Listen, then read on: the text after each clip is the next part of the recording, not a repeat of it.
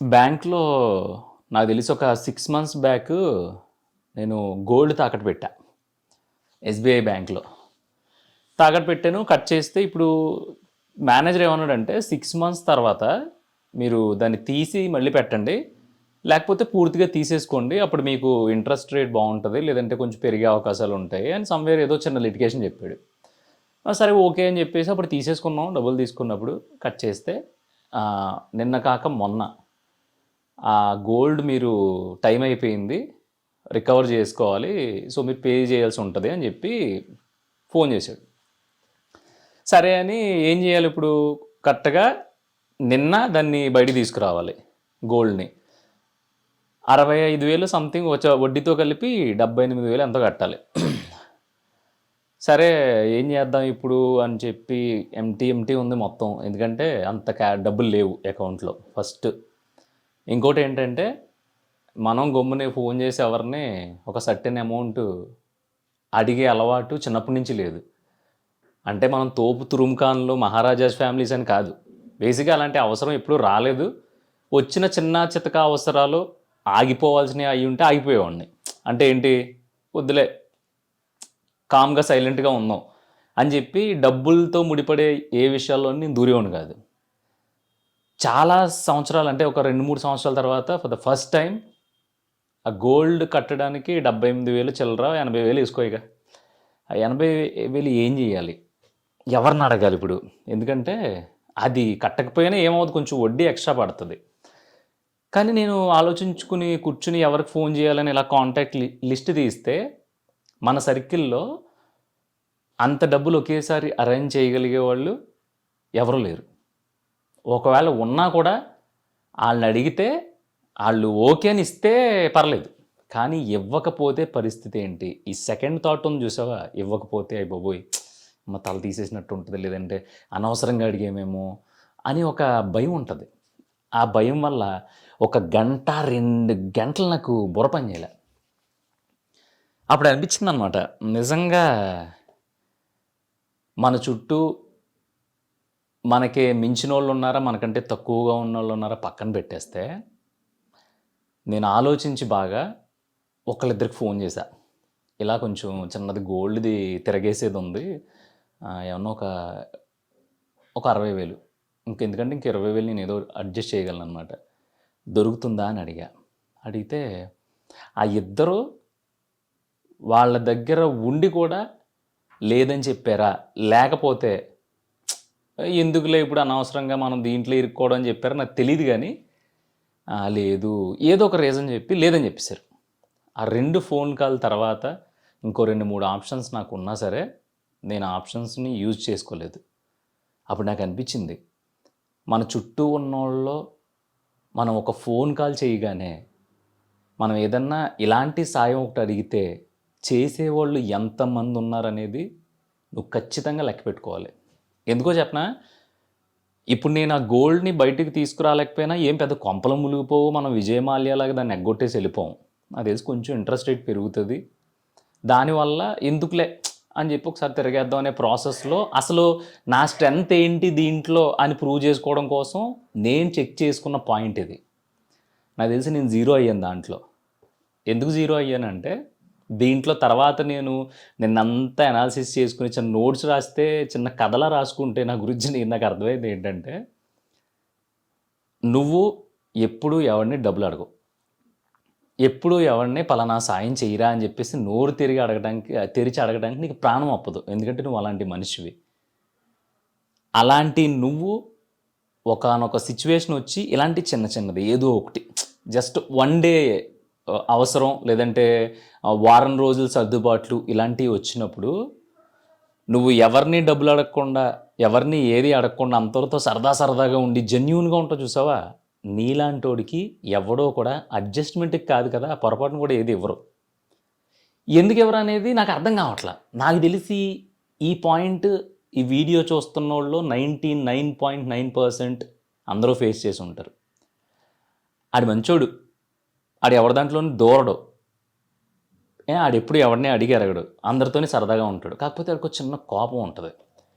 ఆ కోపం వల్ల, లేదంటే ఆడికి ఉండే యాటిట్యూడ్ ప్రాబ్లమ్స్ వల్ల ఆడు అవతలోళ్ళ పాయింట్ ఆఫ్ వ్యూలో నుంచి ఈడు బొక్కలో ఎదకౌలు చెప్తాడు మాత్రం తెచ్చుకోలేడేంటి అనే ఒక శాడిజం క్రియేట్ అయ్యి అవతలోడి దగ్గర నుంచి మనకు ఆ గ్యాప్ వచ్చేస్తుంది అనమాట.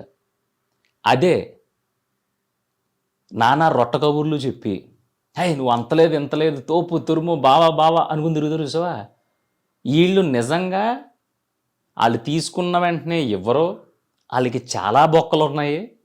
సో మనం ఇస్తే ఇది వెనక్కి వస్తుంది లేదో గ్యారంటీ లేదు, ఇవన్నీ తెలిసినా కూడా ఏంటో వాళ్ళకి టక్కుమని డబ్బులు పుట్టేస్తాయి, లేదంటే టక్కుమని ఒకరిని అడిగేస్తారు, టక్కుమని ఏదోలాగా గ్యాంబ్లింగ్ చేసి వాళ్ళ కింద మీద పెట్టి వాళ్ళకి కావాల్సిన పని జరిగిపోతూ ఉంటుంది. నాకు ఈ రెండిట్లకి ఎంత డిఫరెన్స్ అనిపించిందంటే, నాకు నిజంగా నిన్న అసలు బాగానే చెక్ చేశాను నేను. ఓకే, నాకున్న పొటెన్షియాలిటీ అంటే ఇలాంటి ఒక సర్కిల్ ఏదైతే ఉందో ఆ సర్కిల్ నుంచి అర్జెంటుగా బయటకు వచ్చేయాలనిపించింది. ఎందుకు బయటకు రావాలనిపించిందంటే అక్కడ ఉపయోగం లేదు. అదేంటి ఉపయోగం లేని ప్రతి చోట నుంచి నువ్వు వెళ్ళిపోతావా అంటే ఏం చేస్తావు అక్కడ ఉండి? అంటే నువ్వు ఎవరికి హాని చేయలేదు, నువ్వు ఎవరికైనా అయితే మాట సాయం చేసావు, లేదంటే నీకు ఏమన్నా అనిపిస్తే ఒక మంచి వే వైపు ఒక చిన్న థాట్ ఇచ్చావు, అందరితోని సరదాగానే ఉన్నావు, నువ్వు ఒకటి గురించి ఒకటి దగ్గర చెప్పలేదు, నువ్వు చాలా జెన్యూన్గా ఉన్నావు. అలాంటి నీకు ఒక చిన్న సర్దుబాటు వచ్చినప్పుడు నువ్వు ఏదైతే సర్కిల్లో తిరుగుతున్నావో ఆ సర్కిల్లో ఎవడో దాకలేదు అంటే దాని అర్థం ఏంటి? ఐదర్ వాళ్ళకి నీ యాటిట్యూడ్ ప్రాబ్లం అయి ఉంటుంది, లేదంటే ఎదకోళ్ళని చెప్తారు కదా ఈడే చూసుకుంటాడులే అని ఈడేం చేస్తాడో చూద్దాము అని ఒక థాట్ అన్న అయ్యి ఉంటుంది. అవునా కదా? ఇక్కడ ఇంకో క్వశ్చన్ రావచ్చు నీకు, అదేంటి పృథ్వీ అలా అంటావు? వాళ్ళ పాయింట్ ఆఫ్ వ్యూలో నుంచి నీకు ఏమో వాళ్ళు కూడా అత్యవసరంలో ఉన్నారేమో, వాళ్ళకి అంత ఇవ్వగలిగే స్తోమత లేదేమో, ఇలాంటి సొల్లు కబుర్లు వద్దు. ఎందుకంటే వెనక ముందు నేను ఎవరైతే చేసి ఇలా చిన్న సర్దుబాటు గురించి మాట్లాడానో వాళ్ళు లక్షలతో వ్యవహారాలు చేసిన వాళ్ళు ఉన్నారు, లక్షలతో ఆట ఆడుకునే వాళ్ళు ఉన్నారు. వాళ్ళేం చిన్నోళ్ళు ఏం కాదు. కాకపోతే మనం ఆ స్టేజ్లో ఉన్నప్పుడు మనం ఏంటనేది చూద్దామని ఒక రాక్షసానందం ఉంటుంది, అలాంటి దాంట్లో పుట్టిన యాంగిల్ అయ్యి ఉండొచ్చు, ఏదైనా కావచ్చు. నేను ఇంత పర్సనల్గా జరిగింది అయ్యో ఇవి చెప్తే పరుగు పోద్దేమో, నీ అమ్మ మనకు ఒక 50,000 ఎవడో సర్దలేదంటే అసలు వాళ్ళు బతికేమైపోద్ది, అసలు ఏమనుకుంటారు అనేది నాకు లేదు. రేపొద్దు నా పరిస్థితి నీకు రావచ్చు, నీకు రావచ్చు, నీకు రావచ్చు, ఎవరికైనా రావచ్చు. సో ఫస్ట్ నీ చుట్టూ ఉండేవాళ్ళు ఎంత క్లియర్గా ఉన్నారనేది నువ్వు చెక్ చేసుకో. నీ గురించి వాళ్ళు క్లియర్గా లేరు అని నీకు అనిపిస్తే కనుక అక్కడికి నుంచి ఎంత దూరంగా ఉంటే అంత మంచిది. దూరం అంటే వాళ్ళతో మాట్లాడడం మానేమని ఇంకోటి కాదు. ఇంకొకసారి ఎప్పుడూ కూడా నీకు అలాంటి సర్దుబాటు అవసరం రాకుండా చూసుకో. అంటే ముందుగానే జాగ్రత్త పడు అని చెప్తున్నా. ఆ జాగ్రత్త ఎలా పడాలంటే నీ ఖర్చు విషయంలో, నువ్వు బతికే బ్రతుకు విషయంలో, లేదంటే నువ్వు చూపించే సోకుల విషయంలో మిగతా అన్ని కట్ చేసుకుని అలాంటి ఒక అవసరం రాకముందే నువ్వు రెడీగా ఉండు అన్న చెప్పాలనుకున్నదే నా ఇంటెన్షను. దానికి చాలా నేను నిన్న నాకు ఎలా అనిపించిందంటే ఇన్ని సంవత్సరాల జర్నీలో నిజంగా మనం ఇలా తిరిగి చూసేవాళ్ళు అన్న ఒక 50,000 అడిగితే ఇదేంట్రా పరిస్థితి ఇలా అయిపోయింది, మనకి ఎప్పుడు ఇలా అవ్వలేదు కదా అంటే మనం అసలు దీన్ని దృష్టిలో పెట్టుకోలేదన్నమాట. అంటే మనం ఈ పాయింట్లో ఫెయిల్ అయిపోయాం. సో రేపొద్దున్న రోజు కూడా ఏదో ఒక అడ్జస్ట్మెంట్ వచ్చినప్పుడు ఇలాంటి సిచ్యువేషన్ వచ్చి నేను దాన్ని సర్దకపోతే అది నాకు చాలా డ్యామేజ్ అవుతుంది అనుకున్నప్పుడు పరిస్థితి ఏంటి? అసలు కాళ్ళు గడ్డం పట్టుకోవాల్సిన సిచ్యువేషన్ వస్తుంది కదా. లేదంటే అమ్మా నాన్నలాకి వెళ్ళి నా పరిస్థితి ఇలా ఉంది, కొంచెం మీరే ఏదో చేసి పెట్టాలనే సిచ్యువేషన్ వస్తుంది కదా అనే ఒక భయం వేసింది నిజంగా. సో ఇది నువ్వు ఫేస్ చేయొద్దు అంటే దయచేసి కొంచెం ఫ్యూచర్ ప్లాన్స్ చేసుకుంటే బాగుంటుంది. ఫ్యూచర్ ప్లాన్స్ అంటే ఏంటి? అదే మొత్తం తినడం మానేసి దాచేయమని చెప్పడం కాదు. నీకుండే అనవసర ఖర్చులు తగ్గించుకో. ఎందుకు చెప్తున్నా అంటే నేను ఈ సంక్రాంతికి బేసిక్గా బట్టలు కొనలా. ఎందుకు కొనలేదంటే వన్ ఆఫ్ ది రీజన్ ఇది కూడా. అంటే నాకు రాబోయే నెలలో నేను ఏమేం చెయ్యాలి అనే దాని మీద నాకు క్లారిటీ ఉంది. బట్టలు కొంటే అందరూ తక్కువ చెప్తారు కానీ ఈజీగా 10,000 ఎగిరిపోతాయి. అవి కాకుండా షూస్ అని అయ్యని ఇయ్యని ఇంకా క్రెడిట్ కార్డు ఉంటే మామూలు కార్డు ఉంటే గీకేసి ఒక 20,000 ఎంతో చేసేస్తారు దాన్ని. ఇదంతా కాదని అసలు కొనకుండా ఉంటే ఎలా ఉంటుంది అనేది చెక్ చేసుకోవడానికి నేను నిజంగా లాస్ట్ సంక్రాంతి బట్టలు కొనలా. అది ఒకటి చూసేవాడికి ఏమనిపిస్తుంది, అమ్మ నీ అమ్మ ఈడేంటో కనీసం బట్టలు కొనుక్కోలేదు అని ఒకటికి అనిపిస్తుంది. వీడు సంపాదిస్తున్నాడు కానీ ఈడేంటో ముష్టోళ్ళలో ఉన్నాడు అని ఒకటికి అనిపిస్తుంది. ఇంకొకటికి ఏమనిపిస్తుంది, ఈ అమ్మాయిడి పిసినారుడ్రా బాబు అనిపిస్తుంది. ఈ అనిపించిన వాళ్ళందరూ ఎవరో తెలుసా? ఈరోజు నేను అడ్జస్ట్మెంట్కి కావాలి అనుకుని ఫోన్ చేసిన టైంలో లేదురా ఇలా ఇలా ఉందని పక్కకి వెళ్ళిపోయిన వాళ్ళు. సో ఆ రోజు నేను అక్కడ ఆగి నా అవసరం ఏంటో తెలుసుకుని నేను ఇది లేకపోయినా నడుస్తుంది అని చెప్పి బట్టలు కొనుక్కోవడం మానేసి ఆగాను చూసావా, దానివల్లే నేను 60,000 మాత్రమే అడ్జస్ట్మెంట్ అడిగాను. మీరు కథ వెనక్కి వెళ్ళి వింటే మీకు అర్థం అవుద్ది. 80,000 కావాల్సి ఉంటే రౌండ్ ఫిగర్ మనకి, నేను 60,000 మాత్రమే అడ్జస్ట్మెంట్ అడిగాను. ఇంకో 20,000 నేను అలా రాబోయే నెలలో మనకు కావాల్సిన ఏంటి గుర్తుపెట్టుకుని నేను కొంచెం ఖర్చు తగ్గించుకోవడం వల్ల ఆ 20,000 అన్న నా దగ్గర ఉన్నాయి. లేదనుకో మొత్తం 80,000 అడిగితే మన చుట్టుపక్కల ఎవడో కనిపించకపోదు. అందుకని నేను ఏం చెప్తున్నానంటే, ఏ రోజు ఎలా ఉంటుందో, ఏ అవసరం ఎలా ఉంటుందో చాలా మట్టుకి తెలియకపోవచ్చు. కానీ కొన్ని ఉంటాయి.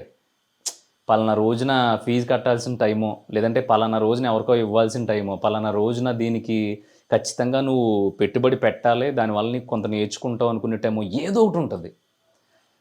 అలాంటి అన్నిటి కోసం ప్రజెంట్ నువ్వు చేస్తున్న కొన్ని ఎంజాయ్మెంట్సో, లేదంటే దాన్ని ఏమంటారో అవసరాలో అనవసరాలో అట్లని మార్చుకుని అట్లని కంట్రోల్ చేసుకుని అట్లీస్ట్ నీ వంతుగా నువ్వు కొంచెం ప్రయత్నించగలిగితే, నాకు తెలిసి చెయ్యి చాపి అడిగే టైం వస్తుంది చూసావా, కొంచెం ఇలాంటి అట్లకి చిన్న అట్లకి, అలాంటప్పుడు అవతలోడు ఇవ్వగలిగే అంత చిన్నగా అడిగే పొజిషన్లో నువ్వు ఉంటావు. ఎందుకంటే ఒక్కొక్కసారి నిజమే ఆడి దగ్గర ఉండకపోవచ్చు, కానీ నువ్వు నిజాయితీగా ఉండి, నువ్వు హానెస్ట్గా ఉండి, అందరితో పళ్ళికిలించుకుంటూ తిరిగి ఎప్పుడు ఎవరిని అడగకుండా, అడగాలంటే తల తీసే అంత ప్రెస్టేజ్గా ఫీల్ అయిపోయే పర్సన్ నువ్వు అయితే కనుక దయచేసి నువ్వు నీ ఖర్చులు తగ్గించుకొని, నేనేమంటున్నానంటే కొంచెం ముందు చూపుతో బ్రతకగలిగితే ఇప్పుడు దాకా ఎలా బ్రతికేవో అలా బ్రతుకుతావు. లేదనుకో ఇన్ని రోజులు బ్రతికి దాన్ని ఏమంటారు పెరట్లో చచ్చిపోయినట్టు ఉంటుంది పరిస్థితి. అంటే ఇక్కడ ఏమి పరువుకు సంబంధించిన విషయం కాదు నేను చెప్పేది. ఒక అవసరం వచ్చినప్పుడు ఆ అవసరం తీరలేదు అంటే అక్కడ ఖచ్చితంగా మనం లాస్ అవుతాం. దాన్ని ఎలా చెప్పాలి? ఇప్పుడు నేనే ఉన్నాను, నాకేం బాలా, ఎవడో ఏదో చేయలేదని చెప్పి మనం ఆగిపోతాం ఏంటి? మనకు ఉండే తెలివితేటలతో మనం కింద మీద పెట్టి ఏదో చేసి దాన్ని క్లియర్ చేసేసా. కానీ ఈ టాపిక్ ఎందుకు చెప్తున్నానంటే, అంత అంత దాన్ని క్లారిటీగా సాల్వ్ చేయలేని వాళ్ళు చాలామంది ఉంటారు. అక్కడ లూప్లోకి వెళ్ళిపోయి మనం చాలా రోజులు చాలామందికి చాలా చేసేసాం, కనీసం డబ్బులు గిబ్బులు జిమ్ అయిపోయినా మాటసాయాలు అయ్యి చేసేసాం, మనల్ని ఎవడో దేకలేదు కదా అని దాన్ని ఏమంటారు డిప్రెషన్ కైండ్ ఆఫ్లోకి వెళ్ళిపోయిన వాళ్ళు చాలామంది ఉన్నారు. నేను అందరినీ పట్టించుకున్నాను, నన్ను ఎవడో పట్టించుకోలేదని. నాకేంటంటే ఇది క్రేజీ టాపిక్, నాకు ఒక లెసన్లా చూస్తాను. ఎందుకంటే ఓకే అయ్యింది, రేపొద్దున్న రోజు మనం దొరుకుతాం ఏంటి అసలు, మనం ఇంకోటికి ఇచ్చే పొజిషన్లో ఉంటాం తప్ప ఈసారి దొరకం కదా ఎవరికైనా. సో కొంచెం క్లారిటీతో ఉండమని చెప్తున్నా. దానికి ఎగ్జాంపుల్ కూడా ఇంకోటి చెప్తా. నెలకొక సమ్ అమౌంట్ నువ్వు వేరే ఖర్చులకి దేనికో పెడుతున్నావు, అది పెట్టకపోయినా పర్లేదు, అది అసలు నాకు అవసరం లేదు, కానీ ఏదో సరదాకి నాకు టైంపాస్కి చేస్తున్నాను అనుకుంటే నువ్వు అలాంటివి తగ్గించుకోగలిగితే, వాటిని తీసుకెళ్ళి ఎక్కడైనా ఇన్వెస్ట్మెంట్ చేయగలిగితే, అంటే బాబాయ్ ఇన్వెస్ట్మెంట్ చేస్తావా అంటే పొలాలు కొనేస్తావేంటి దాసి 2,000 3,000తో అని నువ్వు అనొచ్చేమో.